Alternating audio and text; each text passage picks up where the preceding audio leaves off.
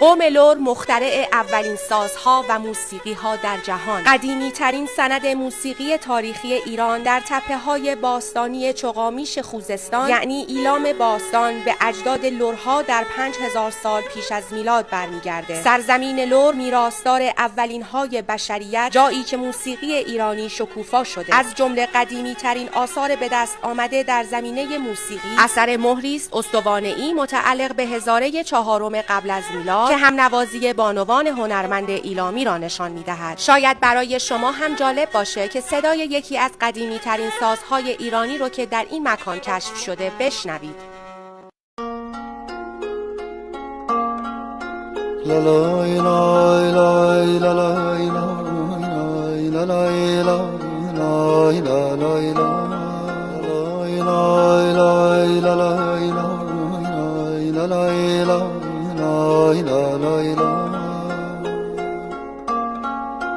دو زلفونت بود